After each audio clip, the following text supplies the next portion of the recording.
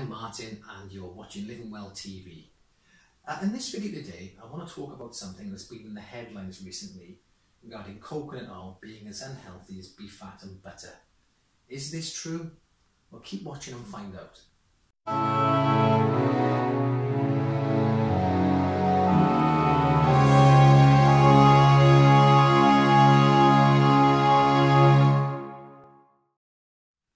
Okay, so as you can see by the headline, the American Heart Association has published something to say that coconut oil is as unhealthy as beef fat and butter. And the article goes on to say that it raises blood cholesterol, you're better off having vegetable oils, etc, etc. Now, they go on to say, so in a press release from November, the American Heart Association released a list of common cooking oils that contain the better for you fats. This is from them. So they're recommending canola, corn oil, olive oil, peanut, safflower, soybean and sunflower. Now a lot of these oils are omega-6 based, okay? And sunflower and corn oil can't be cooked. If you cook with sunflower oil, it becomes rancid after a certain temperature. This is why coconut oil is much better for you, because it's got a higher smoke point. Canola oil's highly processed. The only decent one on this is probably olive oil that would be decent for you to eat. But again, it hasn't got a higher smoke point as coconut oil. So and also there was a study done back last year which said that saturated fats are not bad for you and do not cause heart disease. So saying that coconut oil is unhealthy as beef fat and butter doesn't make any sense, because they now found that saturated fat isn't unhealthy. It's not the cause of heart disease. So that headline in itself doesn't make any sense. Okay, so I just want to show you some, to back this up. So this is CBN News, which is I think a few years old. So I just want to go to omega-6. So things like sunflower oil, rapeseed oil, canola oil, and all the oils they mentioned earlier, they're full of omega-6. Now, the problem with omega-6 is that it can cause inflammation if taken too much of it. So you're supposed to have a ratio of 1:1, omega-6 and omega-3, or maximum 2:1. The Western diet's getting 10, 15, 20:1 of omega-6 to omega-3. It's far too much, and it's causing inflammation, and that's what's causing heart disease. So it's not so much that your cholesterol is causing it. They found out now that it's inflammation caused by omega-6 found in vegetable oils. So you can see here, this study was done a few years back, causes your arteries to get inflamed, causes your immune system to get inflamed, decreases your ability to fight off infections, decreases your ability to fight cancer cells and get rid of them before they cause cancer, and increase inflammation and atherosclerosis, which is narrowing in the arteries, in your arteries. So that's the omega-6s. So that's not good for a start when they found this out. Secondly, so in the British Medical Journal, which I think was published in 2013, dietary advice about fats and the risk of heart disease is called into question today, as clinical trial shows that replacing saturated animal fats with omega-6 polyunsaturated vegetable fats is linked to an increased risk of death among patients with heart disease. So there's some more evidence to say the American Heart Association just doesn't know what they're talking about. Here's another story. So dietary advice about fats has been called into question by research replacing saturated, well, that's the same one pretty much. And here's another one here in the British Journal of Sports Medicine. Despite popular belief among doctors and the public, the conceptual model of dietary saturated fat clogging a pipe is just plain wrong.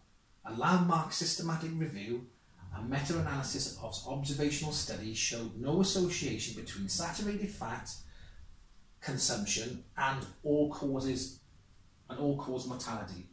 So they're showing no link between saturated fat and these diseases listed here: coronary heart disease, mortality, ischemic stroke, type 2 diabetes in healthy adults.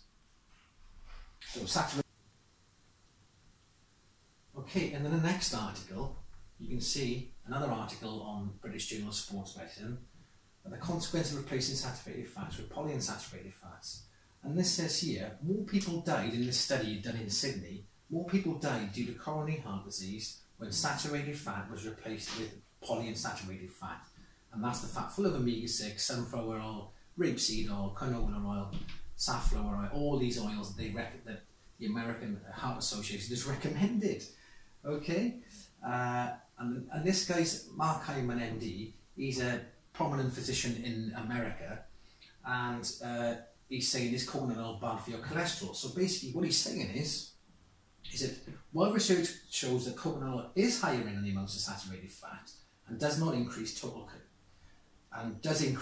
cholesterol, those amounts do not increase your risk of heart attack and stroke. Okay? And he also goes on to say that total cholesterol is not an accurate predictor of heart disease and stroke. Inflammation is the culprit for most diseases, and coconut oil is highly anti-inflammatory. So for most diseases like heart disease, high blood pressure, diabetes, it's inflammation, and omega-6 found in vegetable oils increases your risk of this inflammation. Okay, and what he goes on to say in his article as well is that what they don't say in the American Heart Association's article is that they're not mentioning MCTs, so medium chain fatty acids or medium chain triglycerides. Okay, so medium chain fatty acids are absorbed differently in your body. So that saturated fat that coconut oil is made out of, or made up of, is actually, a lot of it's medium chain triglycerides or medium chain fatty acids. It's not processed the same as normal fats.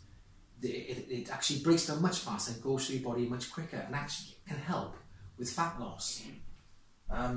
So this thing about coconut oil is absolute nonsense.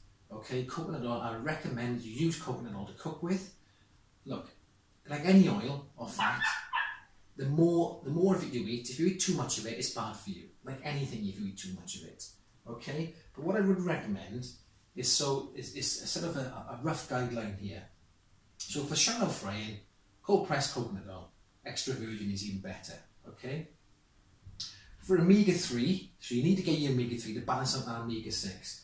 So we're looking at salmon, mackerel, sardines, cod liver oil, herring, hemp seed, chia seeds, walnuts, flaxseed, egg yolk. Okay. For drizzling on your salads, extra virgin olive oil. And generally avocados, nuts, seeds and olives. Okay, so you're looking at some foods there which give you your healthy fats. Don't go crazy on fats. You must have fat in your diet. It's very important for you. It regulates hormones and amongst other things, and it's really important to have in your diet. However, per gram of fat there's 9 calories, and per gram of carbohydrate and protein there's 4 calories. So it's much higher in calories than carbohydrate and fat, the other macronutrients. So as long as you have to have your fat in your diet. If you're looking, in your exercising regularly, then 30% of your diet. If you're looking to reduce your calories a little bit, then just reduce your fat down to 15-20%, but don't take it out completely. It's bad. It's really unhealthy for you. Okay, I hope that's cleared everything up about coconut oil. It is safe to eat. In small doses. Use it for shallow frying. Okay. Forget about the vegetable oils. They're not good for you. They're found in everything now, and this is why the omega-6 is too high. You've got omega-6 in your biscuits, your bread, your cakes, it's in everywhere. You look at the back of a packet, it'll have some type of sunflower oil or rapeseed oil in it. Okay, so try and stick to these oils if you can, and balance out that omega-6, offset that omega-6 by taking your omega-3s. If you have to supplement, you can't get enough of this stuff, just use cod liver oil. Okay, well I hope that's up to date and cleared up any misunderstandings about coconut oil.